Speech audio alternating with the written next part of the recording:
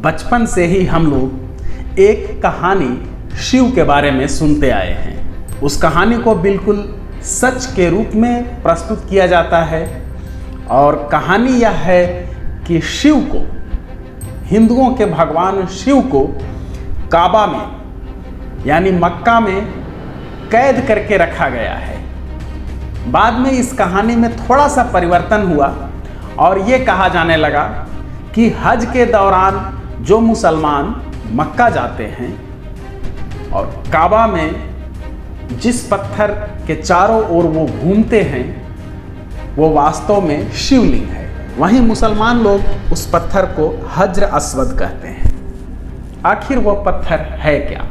उस पत्थर के बारे में यानी कथित शिवलिंग या हज्र अस्वद के बारे में इस युग के महान विद्वान राहुल सांकृत्यायन ने अपनी किताब मध्य एशिया का इतिहास खंड 1 के भाग 6 के अध्याय 1 में लिखा है और बताया है कि वास्तव में वहाँ जिसे हिंदू शिवलिंग कहते हैं या जिसे हज्र अस्वद कहा जाता है वो है क्या।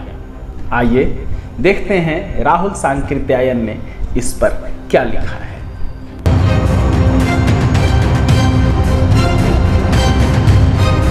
अध्याय 1 अरब सन 673 से 818 ईस्वी तक। 1 पैगंबर मोहम्मद।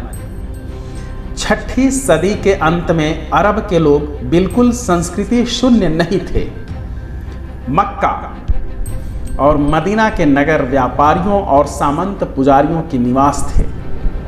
मक्का में एक पुराना मंदिर था जिसे काबा कहते थे। मंदिर की प्रधान पूजा मूर्ति नहीं बल्कि किसी समय आकाश से गिरे उल्का पाषाण का टुकड़ा था जिसे हज्र अस्वद कोष्ठक में इसका अर्थ दिया हुआ है कृष्ण पाषाण यानी काला पत्थर कहा जाता है।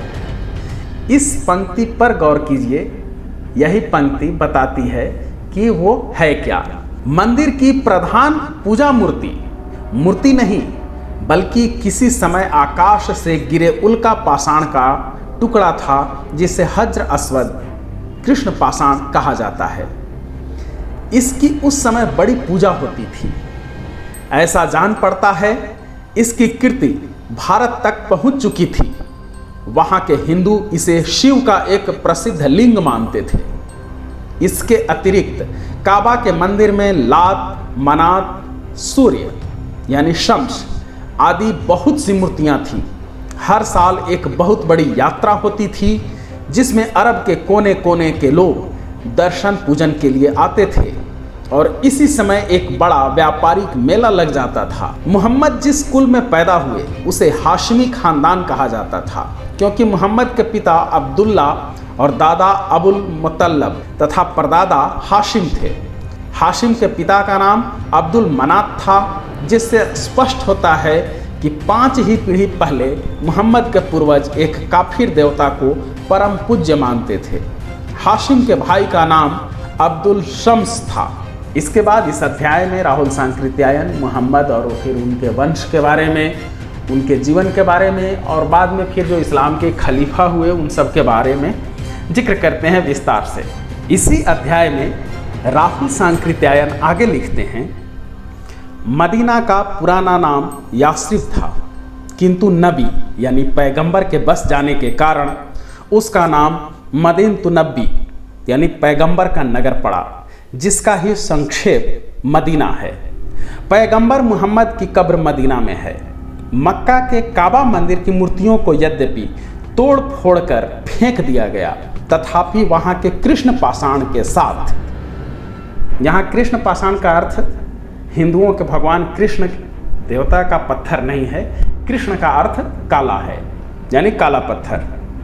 तथापि वहाँ के कृष्ण पाषाण के साथ अरब लोगों का इतना अधिक पूज्य भाव था कि उसे तोड़ने या फेंकने की हिम्मत नहीं पड़ी और आज भी मोहम्मद का अनुकरण करते हुए हर एक हाजी मुसलमान उस काले पत्थर को चुंबन देकर सम्मान प्रकट करता है।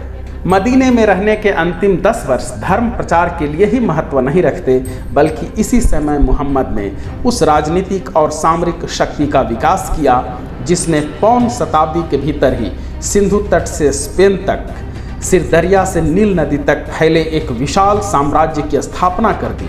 अपने जीवन में ही मोहम्मद अरब के भिन्न भिन्न कबीलों को इस्लाम के झंडे के नीचे लाने में सफल हुए थे।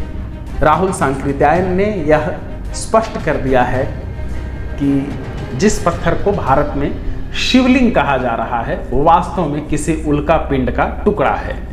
इस लिखावट से यह भी पता चलता है कि हिंदुओं में यह मान्यता कि वो पत्थर शिवलिंग है बहुत पहले से चली आ रही है।